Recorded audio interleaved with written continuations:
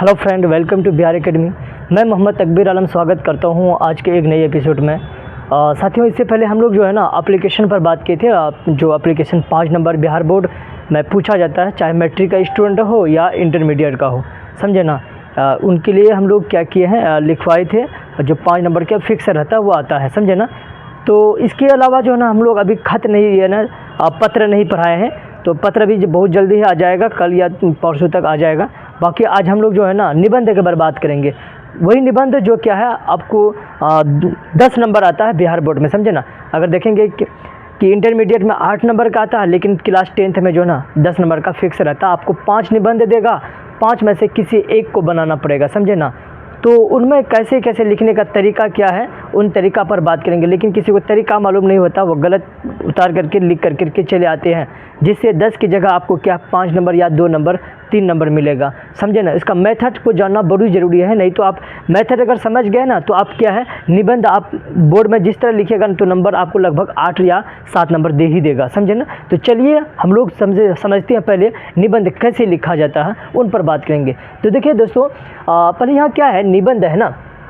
देखिए हम लोग सेम टू सेम जो ना बोर्ड में जैसा लिखा जाएगा उसी तरह हम लोग क्या किया वो कॉपी किया गया है। देखिए पहले क्या है, यहाँ पर आपको क्वेश्चन देगा, क्वेश्चन नंबर 4 रहेगा कि यानी निम्नलिखित में किसी एक पर क्या है निबंध लिखे 200 शब्दों में लिखना है। तो हम लोग क्या किए हैं, तो पहला एक दिया है बाढ़ पर, समझे ना। यानी क में लिखा रहेगा बाढ़ पर निबंध लिखे हैं। इसके बाद यानी ख में दिया रहेगा ईद पर लिखे हैं। इसके बाद कंप्यूटर पर लिखा है, समझे ना। तो 5 दिया हुआ रहेगा अलग अलग तरीके से, तो जो आपको अच्छा रहेगा ना वही लिखना है। तो हम लोग जो है निबंध जो है ना आपको लगभग 3 से 4 निबंध हम करवाएंगे, जो आपको 100% एग्जाम में पूछा जाएगा। तो चलिए ध्यान दीजिएगा, यहाँ पर हम लोग लिखे कैसे, प्रश्न उत्तर संख्या 4। इतना याद रखिएगा, ये सब लिखना बड़ी ज़रूरी है। नहीं तो कुछ लोग क्या करते हैं, डायरेक्ट क्या करता है पॉइंट ऐसे दे दिया, निबंध लिखता है। अब नंबर पता नहीं चला कौन सा नंबर लिख रहा, कौन सा नंबर नहीं लिखा। और नंबर जब नहीं लिखोगे तो नंबर कैसे देगा, समझे ना। 2 नंबर 3 नंबर दे करके ऐसे करेगा कि एवरेज मार्क्स निकाल देगा। तो सबसे पहले जो है ना प्रश्न उत्तर संख्या 4 लिखे हैं। अब लिख रहे हैं हम लोग क्या है, बाढ़ पर निबंध लिखे हैं। तो बाढ़ पर निबंध लिखे हैं तो पहले ये जो है ना तो ये क नंबर का था, तो क नंबर दे दिए। यहाँ पर लिखे बाढ़ की समस्या, समझे ना, समझ में आई बात। तो ये याद रखिए बाढ़ की समस्या पर निबंध है।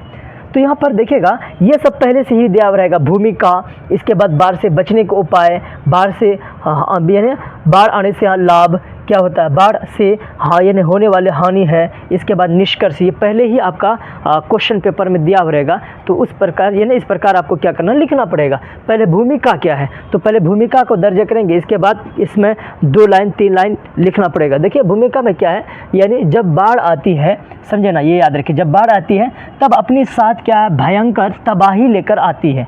देखते होंगे कि जब भी कभी सैलाब या बाढ़ आती है तो देखते होंगे कि आप अपने क्षेत्र में कितना सैलाब आती है, क्षेत्र तबाह बर्बाद कर देती है, ये याद रखोगे। तो ये देखिए ना भयंकर तबाही लेकर आती है। तथा जाने के बाद क्या होता है, यानी जाने के बाद क्या होता है, तो अपने पीछे क्या है एक विनाशकारी निशान छोड़ जाती है, समझे ना। अब जाता है तो देखते हो ना विनाशकारी निशान, किसी का जो होता है घर डूब गया, मवेशी मर गया, समझे ना। ये सब विनाशकारी निशान आपको क्या है छोड़ करके जाती है।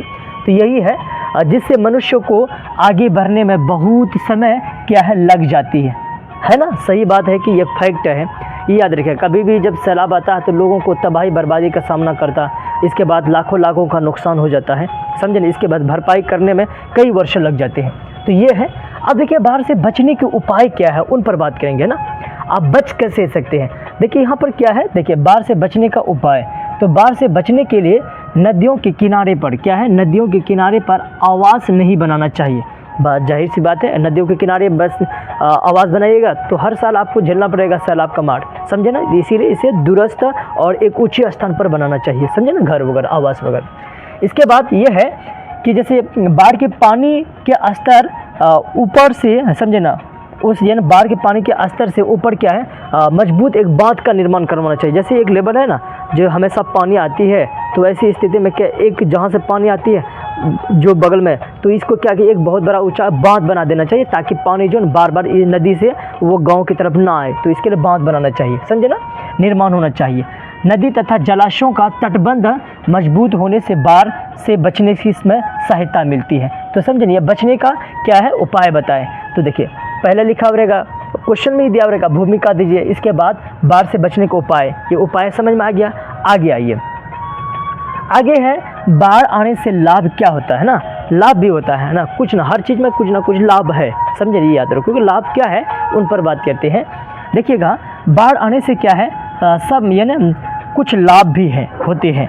क्या लाभ है, जैसे बाढ़ का पानी अपने साथ है ना दूसरे क्षेत्र से उपजाऊ मिट्टी लेकर आता है ना, देखते होंगे कि उपजाऊ मिट्टी लेकर के आता है, जिससे क्या फसल आपका अधिक से अधिक होता है, लेकिन है ना आता है, जिससे किसान को फ़ायदा मिलता है। क्लियर है ना। बाढ़ के पानी है ना के साथ कई प्रकार की मछलियाँ भी आ जाता है, देखते हो ना, सैलाब आने से कई प्रकार की विभिन्न तरीके क्या मछलियाँ भी आती है सैलाब यानी तालाब वगैरह में, समझे, ये फ़ायदा है।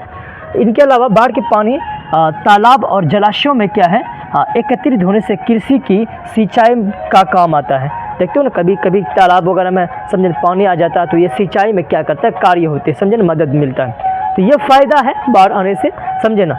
अब चलिए इसका देखते हैं हानि क्या है, उन हानियों पर बात करते हैं। देखिए हानि क्या है उन पर बात करते हैं। देखिए बाढ़ से होने वाले हानि, तो बाढ़ से कई प्रकार की हानि होती है, समझे ना। अब बाढ़ से मिट्टी का कटाव, समझे, याद रखिएगा, जब भी देखते होंगे कि बाढ़ आते हैं तो मिट्टी का कटाव होगा। इनके अलावा उपजाऊ, है ना, ये याद रखिएगा, उपजाऊ मिट्टी बह जाती है, जो मेन उपजाऊ मिट्टी था ना, ये बह करके दूसरे क्षेत्र चले जाती है, तो इससे गलत प्रभाव पड़ता है और फसल अच्छा से नहीं हो पाती है। तो ये है, समझे ना। बाढ़ आने से जल क्या होता है, जमा हो जाता है, ये याद रखिए, जल जमा हो जाता है, ये याद रखिए। तथा दैनिक क्रियाकलाप, अच्छा, दैनिक क्रियाकलाप जो है ना डेली लाइफ में क्या है, काफ़ी बाधा होती है। बाढ़ आने से पशुओं का चारा जो है समाप्त हो जाता है और तथा उसकी मृत्यु हो जाती है, समझे ना। तो ये सब क्या है, हानियाँ होती हैं, कई और सारी हानियाँ हैं, बस सिर्फ आप मेथड को समझिए। हानि तो आप कई लिख दीजिएगा, लाभ भी लिख दीजिएगा, समझे ना, लेकिन मेथड ही नहीं मालूम होगा तो पहले ये लोग, कुछ लोगों को तो ऐसे भी मालूम रहता है, ये भूमिका क्या दिया हुआ है, बाढ़ से हानि, ये आने से हानि, तो वैसे ही लिख देते हैं, समझे। जिस तरह बचपन में लिखे थे ना, गाय पर निबंध लिखने के लिए कहते थे, वो 4th क्लास में, बस गाय का 4 पाँव है, वैसे वैसे लिखते चलते थे, ये गलत होगा, समझे ना। आपको बोर्ड में वो 2 नंबर 3 नंबर दे दिया जाए, समझे ना। तो चलिए अब यहाँ देखिएगा निष्कर्ष क्या है। अच्छा, निष्कर्ष क्या है, लास्ट में आप क्या सल्यूशन दीजिएगा सैलाब यानी बाढ़ आने से, तो इसका निष्कर्ष भी निकालना पड़ेगा, क्वेश्चन ये आएगा, निष्कर्ष दीजिएगा, समझे ना। अच्छा, भूमिका के जहाँ कभी कभी उपसंहार आएगा, समझे ना, ये याद रखिएगा।